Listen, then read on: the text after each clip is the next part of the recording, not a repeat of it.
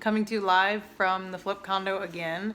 Tried to kind of position myself to where you can see that we are really getting close on this place. Wanted to share a little bit more about what I've learned on this journey, inspiration, things like that. Oh, yeah, I have the baby with me today. It is what it is when you're trying to do multiple things at once and be a mommy. So one of the things that I get asked a lot is what our design inspiration has been for this place. Beautiful bathroom in there. My style is very modern. It tends to be more mid-century modern than anything else. It gets a little retro if I'm into colors. But the thing that I've learned, and this kind of wraps into one of the other things I wanted to share, was challenges and unexpected parts of this whole thing, is that we have actually changed our design countless times, like countless times. You'll see this backsplash. I just picked this up today, and we said we had backsplash like week 1 because we found something really cheap. It turns out it just didn't fit the vision of what I want buyers to see when they look at a listing online and they say, wow, yes, I want to pay top dollar for that space. Not everyone wants a teal backsplash. And so we went for something that most people like, which is neutrals, and the hexagons tie into the bathroom.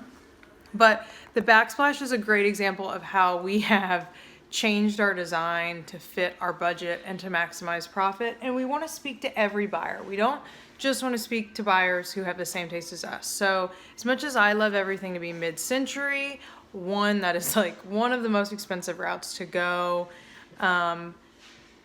we have just decided to keep it modern, fresh, neutral. And so you'll see there's almost no color in this place. But the floors add a lot of warmth because they're a warm brown. But I've been surprised because I really thought that we were going to do more color, but it just turns out that color is more expensive. White is cheaper, and it's what people want right now. And at the end of the day, like, I'm not living here, so I need to be okay with that. That's been an adjustment, always trying to change what I would want for what the buyer will want and what we can afford. But it's been a really, really good learning experience. So my inspiration has come from all kinds of modern homes.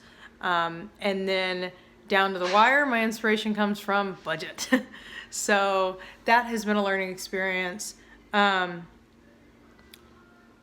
We changed every room, every design. The way it is coming together is beautiful, clean, modern, neutral. It's going to be a totally elegant blank slate for someone to come in and make this their home and add pops of color.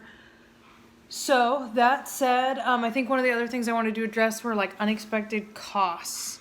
Unexpected costs, yeah, that's a big one. So I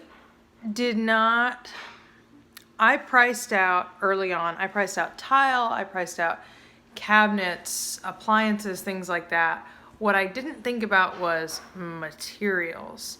Materials is not those things, it turns out. Materials is everything else. Materials is everything that my team of contractors needs to go to Home Depot twice, 3 times a week to get grout, boards. I don't even know what half the stuff is, you guys, but it costs money, and we didn't have that in our budget.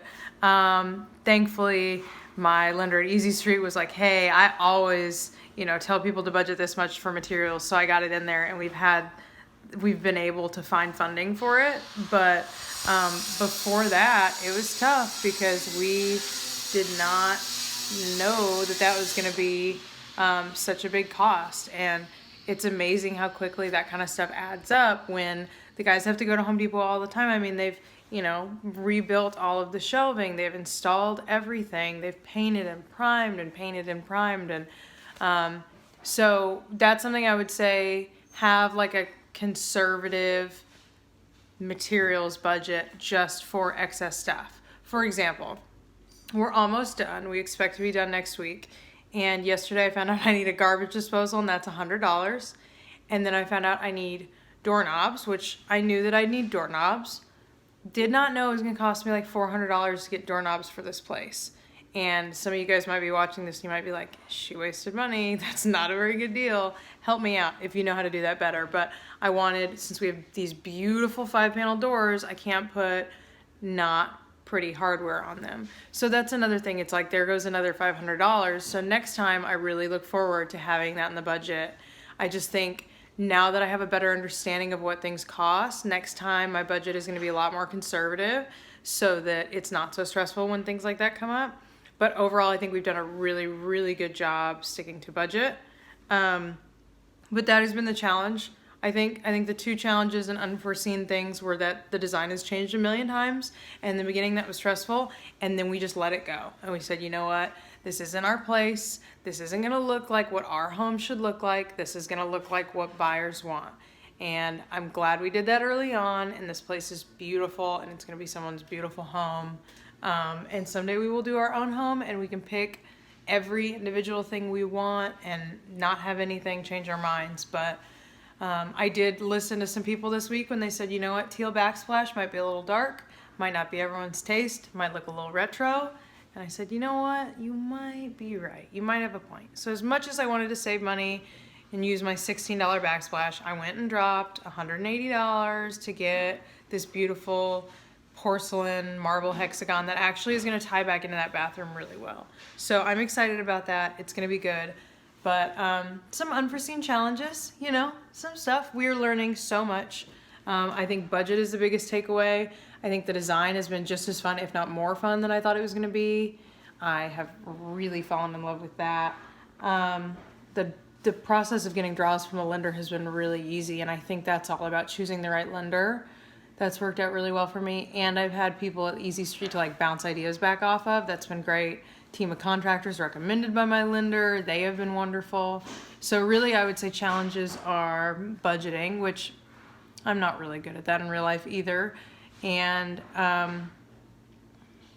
we haven't had any hiccups. We almost had one with plumbing because I bought a vanity that had drawers on one side, but they just flipped the drawers on the other side. So that was easy. What we have left is we have countertops coming in today. They've already been measured. We have a stove here. It just needs to get pulled in here. This island is going to come together. Backsplash tomorrow. Carpet. Oh, the baby's awake. Carpet. And then they have a lot of stuff to clean out of here. Barn door needs to be installed for the bathroom. And that's pretty much it, you guys. So this may be one of these last ones before this place is totally done. If anyone has any questions, comment below, hit me with them. I will answer whatever. This has been such a fun process. We've learned so much. Can't wait to take what we've learned, use it in the future. Bye.